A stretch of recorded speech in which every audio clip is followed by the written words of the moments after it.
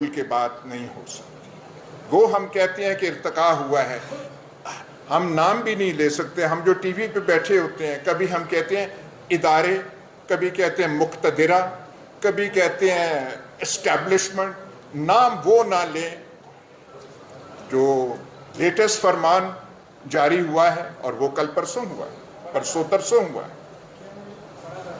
تمام ستون صحافت، تمام حق، صداقت اور سچائی کے پیامبر جو ہیں ان کو سمن کیا گیا، اور سارے کے سارے وہاں پہ گئے.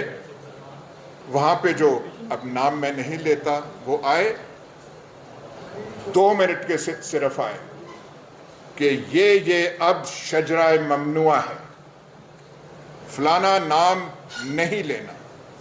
اور آپ نے دیکھا ہوگا کہ تمام یہ حق اور صداقت کے ٹی وی چینل جو ہیں کیسے صراط المستقیم پہ چل پڑے ہیں کہ نام جو ہے کوئی نام ہی نہیں ہے. ہمیں بھی کل کہا گیا کہ نام نہیں لینا. ہم نے کہا ہم تو پہلے بھی نام نہیں لیتے تھے، ہمارے کئی مہربان ہیں جو پروگراموں میں آتے ہیں، وہ نام لیے بغیر ان کی وہ پوری استعداد پوری نہیں ہوتی، ان سے آپ کہیے گا. تو وہ نہ رہ سکے، انہوں نے نام لیا، اشارے کر کر کے وہاں سے نام کرتے تھے.